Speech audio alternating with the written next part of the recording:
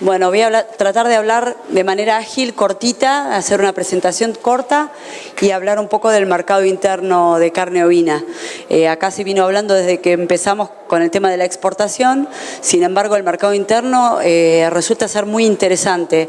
Hay mucha demanda insatisfecha, no hay ningún problema de parte de los consumidores respecto del gusto y demás de la carne ovina, o sea que acá les voy a comentar un poquitito los trabajos que llevamos adelante, los estudios marcados que hicimos en su momento. Esto ya lo vieron varias veces, pero todos sabemos que el consumo interno de carne ovina es bajito por habitante por año. Obviamente a eso se le debería sumar un poco todo el consumo extra que hace todo el mundo cuando compra un cordero en la tranquera, ¿no?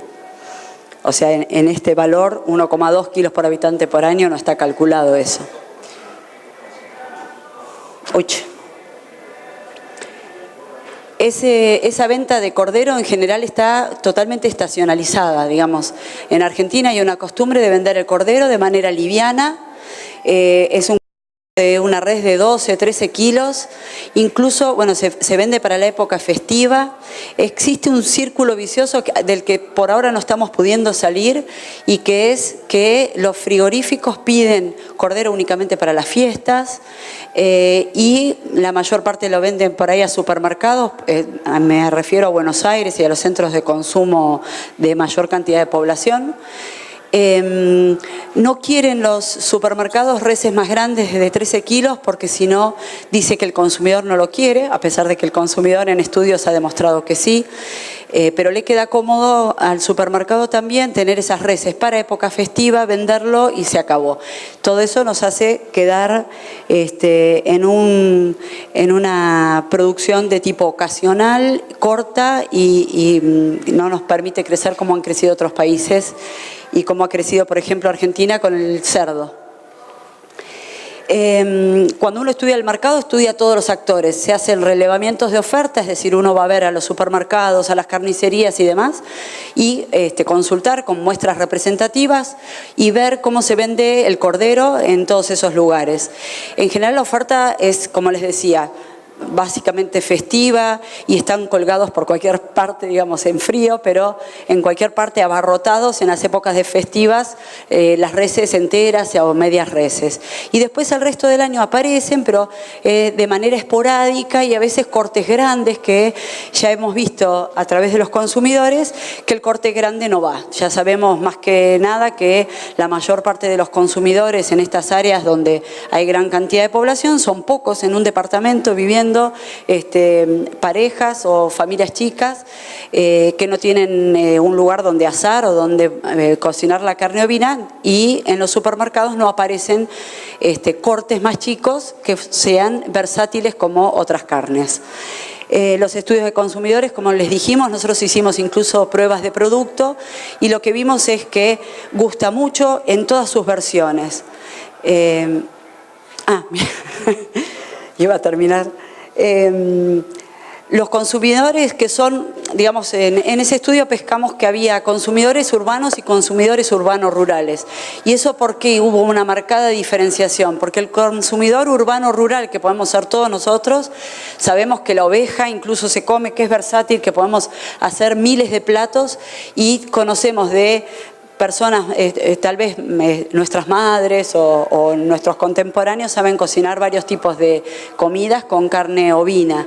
Sin embargo, todo lo que es a medida que el consumidor se va a la ciudad, cada vez desconoce mucho más el cordero. Prácticamente ni lo menciona en sus consumos. Cuando uno le habla, menciona la carne vacuna, ahora la porcina, el pollo, y por último aparece también el cordero, y a veces incluso lo confunde con el chivito, y algunas veces hasta lo confundía, ahora no tanto, con el cerdo. Las carnicerías también aparece de manera muy informal y muchos trabajan por encargos, digamos.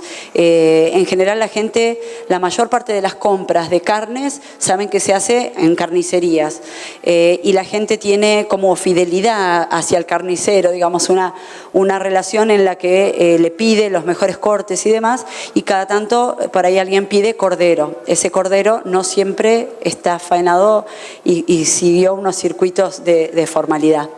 Los frigoríficos, como les decía, nosotros venimos trabajando fuertemente con las mesas ovinas y tratando de trabajar, por eso también, digamos, en el conjunto de esto salió el programa de consumo de carne ovina, con la idea de decir, bueno, vamos a tratar de que la demanda pida más carne ovina y entonces todo el sistema se pueda acoplar a eso.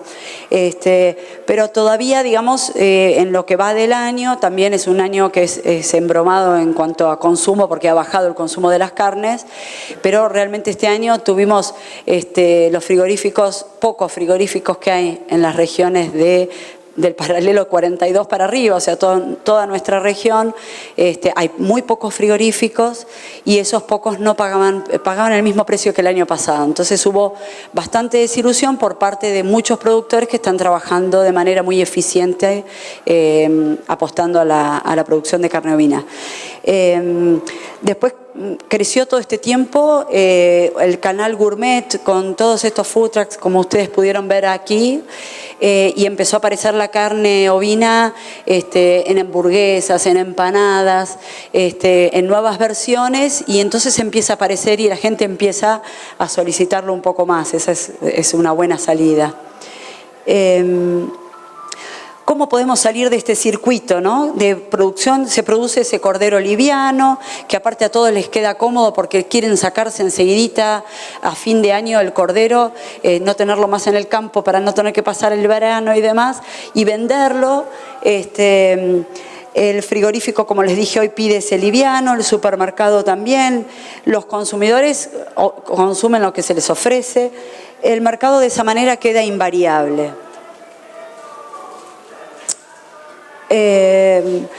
Nosotros deberíamos hacer, lo hablamos varias veces, si uno observa el trabajo que se hizo con la carne porcina, nuestro camino sería similar a ese, con todas las diferencias que tienen los tipos de producciones, ¿no?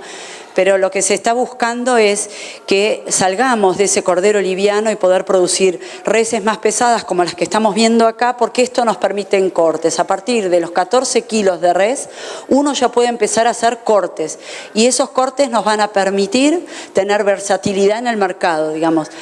Y apuntar, nosotros estuvimos reunidos con la gente de la mesa de porcinos y demás, también cuando arrancamos con las mesas ovinas, y lo que nos decían es que apuntemos primero a las carnicerías, digamos, el trabajo debería hacerse hacia las carnicerías. O sea, para nosotros en todas estas zonas tenemos un recorrido importante que va a ser desde la producción trabajar saliendo de la informalidad, como hablamos hoy, hacer el trabajo que están haciendo muchos productores que estamos viendo en distintos lados. Acá en Santa Fe hay muchos productores.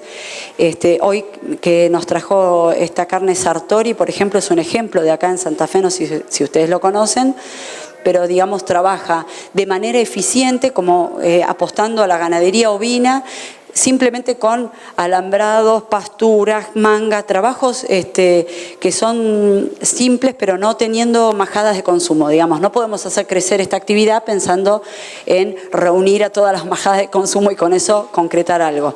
Pero ya existen sistemas eficientes, productores que están trabajando de manera eficiente.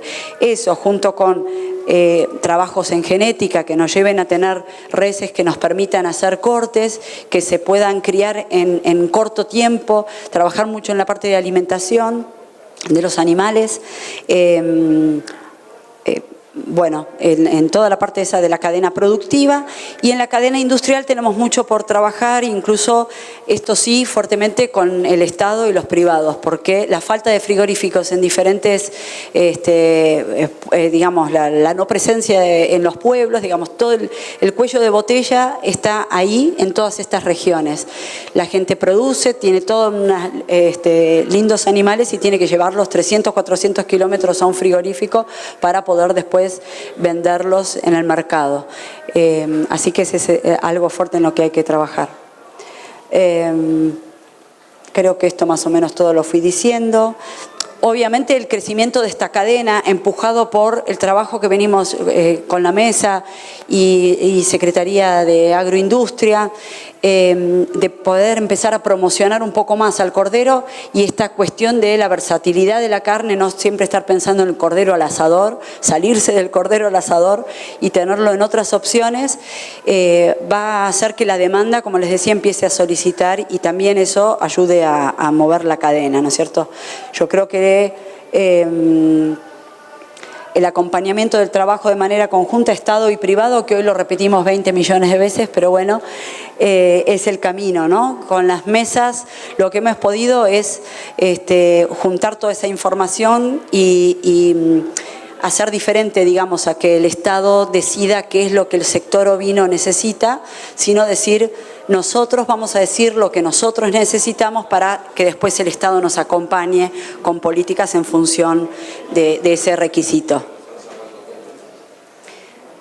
Se está trabajando en ordenamiento de la cadena en conjunto, ¿no? Mesas y secretaría, tipificación de las categorías y promoción de consumo de carne. Acá vamos a ver la presentación, no hoy, pero del programa de consumo de carne ovina que se está llevando adelante.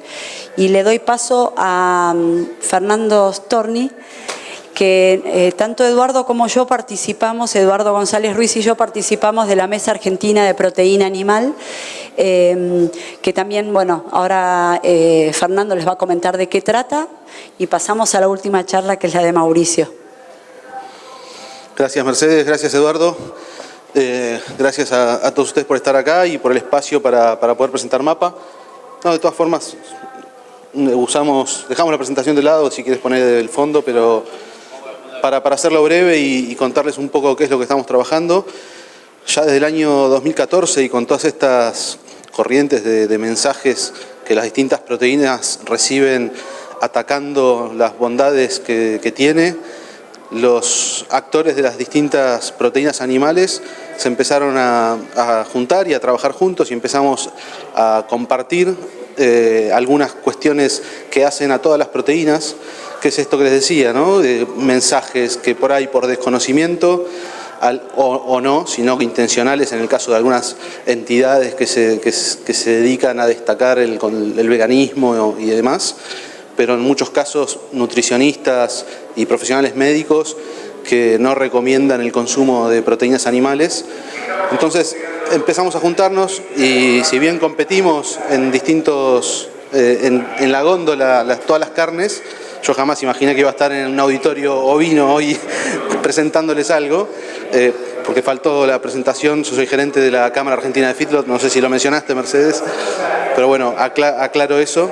Pero bueno, nos empezamos a sentar, productores de carne bovina, de carne ovina, de pollo, de leche, de huevo, y todas estas entidades e instituciones empezaron a pensar de qué manera trabajar en conjunto en esta cuestión tan importante y que cada vez va a tener más relevancia.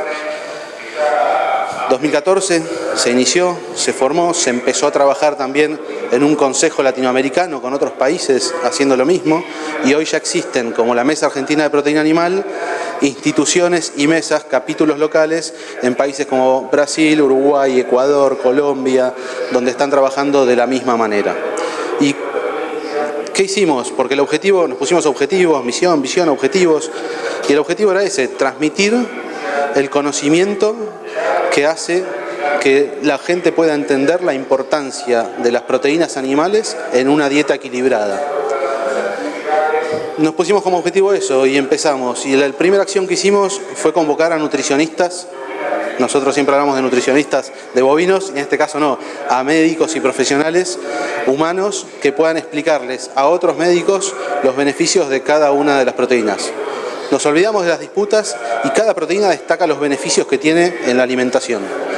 Hicimos varias acciones en ese sentido, nos empezamos a contactar con universidades y facultades de medicina, hicimos también presentaciones en esas instituciones, y otra parte que surgía de encuestas que realizábamos después de hacer estas presentaciones a los nutricionistas era, no conocemos cómo producen. O sea, sabemos qué es la carne, pero no conocemos qué es lo que producen y de qué manera se produce.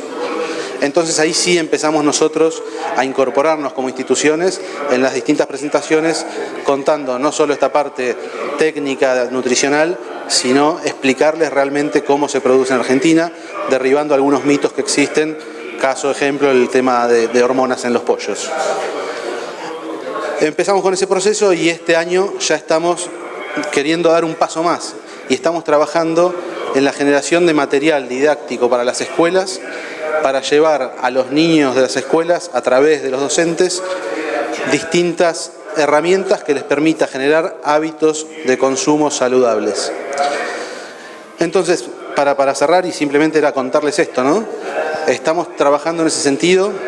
Creemos que frente a esos mensajes negativos hacia todas las proteínas, la reacción no tiene que salirse a atacar a esas personas que dejan esos mensajes, sino que proactivamente tenemos que nosotros definirnos y nosotros mostrar las bondades de cada una de las proteínas animales. Era ese el mensaje breve y cortito. Dejamos la presentación para otro momento. Muchas gracias.